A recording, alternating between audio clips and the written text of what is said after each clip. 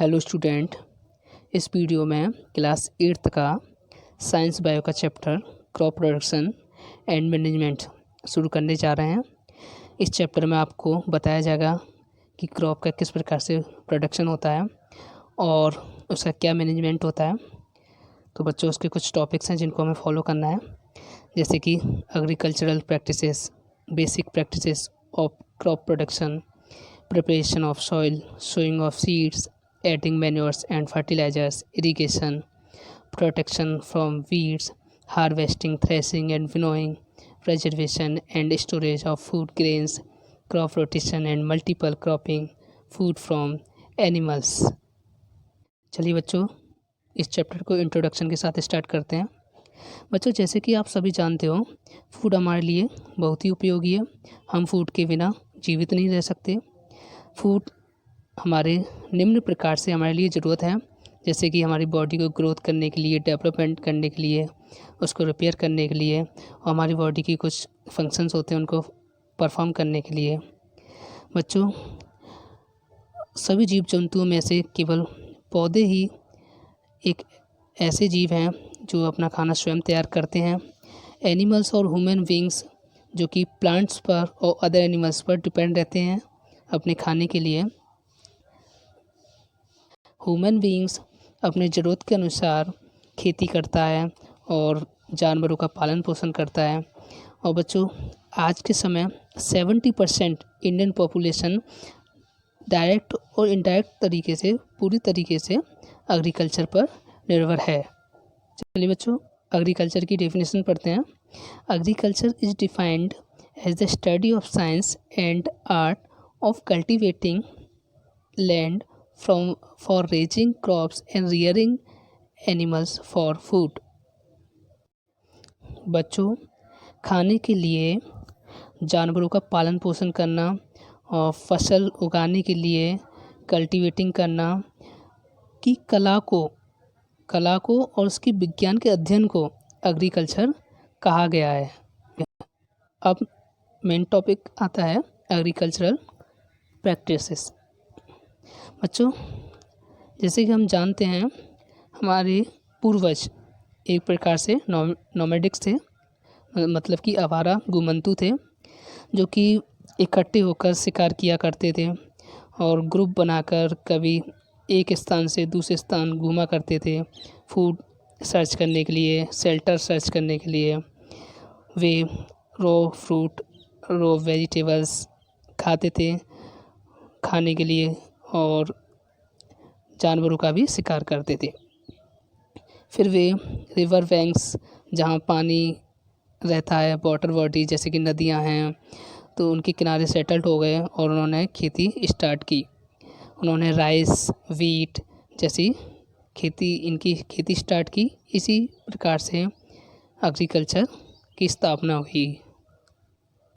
बच्चों, बहुत से प्लांट को लार्ज स्केल, बड़ी मात्रा में फील्ड पर उगाया जाता है और इनको बड़ी मात्रा में इसका उपयोग किया जाता है।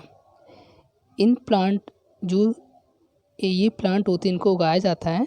इन प्लांट को क्रॉप प्लांट्स कहते हैं। बच्चों, इंडिया में फसल को 2 भागों में बांटा गया है, खरीफ क्रॉप्स और रबी क्रॉप्स। बच्चों, खरीफ क्रॉप्स कौन सी होती है? खरीफ क्रॉप जनरली रेनी सीजन में दिखाई देती है, जून से सितंबर के महीने में, जिन्हें खरीफ क्रॉप कहते हैं। जैसे कि पैडी है, मेज है, कॉटन है, ग्राउंडनट है, सोयाबीन है, ये सभी खरीफ क्रॉप्स के एग्जाम्पल्स हैं। ठीक बच्चों, इन्हें ज़्यादा मात्रा में पानी की ज़रूरत रहती है। और रबी क्रॉप्स कौन सी होती है?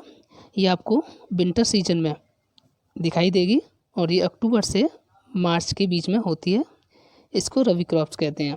जैसे कि वीट है, ग्राम है, पी है, मस्टर्ड है, बार्ली हैं, ये सभी एग्जाम्पल हैं रबी क्रॉप्स के। ठीक है बच्चों,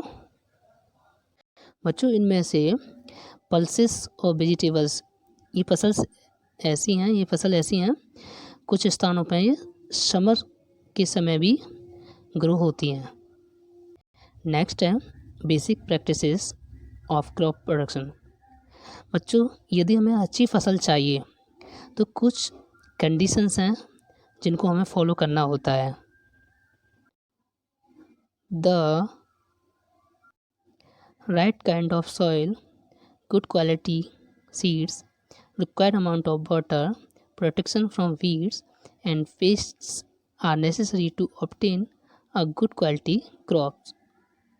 बच्चों, हमें अच्छी प्रकार की सॉइल चाहिए होती है और अच्छी क्वालिटी के बीज की ज़रूरत होती है और अच्छी मात्रा में पानी की भी ज़रूरत होती है।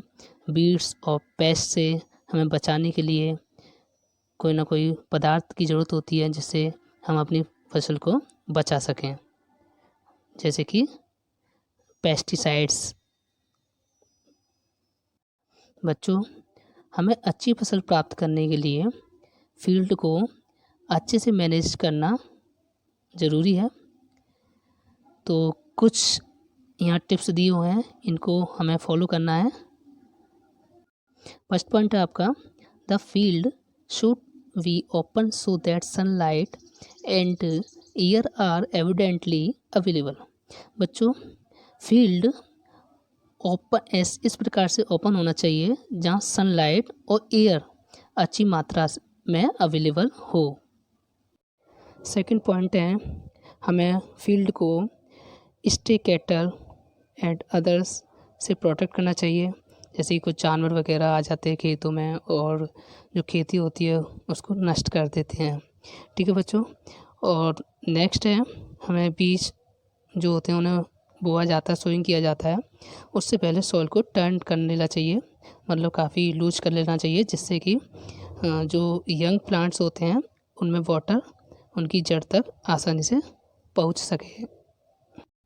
नेक्स्ट है, सही मात्रा में पानी अवेलेबल होना चाहिए और सॉइल में जब हम पौधे को ग्रो करते हैं, हमें अच्छी खेती चाहिए, हेल्थी खेती चाहिए, तो सॉइल में अच्छी मात्रा में न्यूट्रिएंट्स होने चाहिए। यदि नहीं है तो हमें अपने पास से उसमें डालना चाहिए।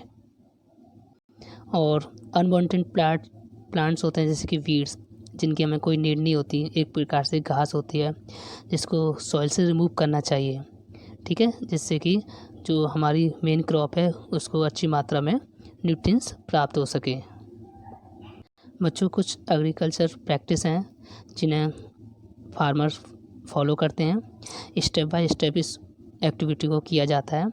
सबसे पहले प्रिपरेशन सॉइल को तैयार किया जाता है, फिर उसके बाद है सोइंग ऑफ सीड्स, फिर नेक्स्ट है एडिंग मैन्योर्स एंड फर्टिलाइजर्स, फिर irrigation, protection from weeds, harvesting, threshing and winnowing, preservation and storage of food grain, crop rotation. बच्चों, बारी बारी से हम इन सभी एक्टिविटी को पढ़ेंगे।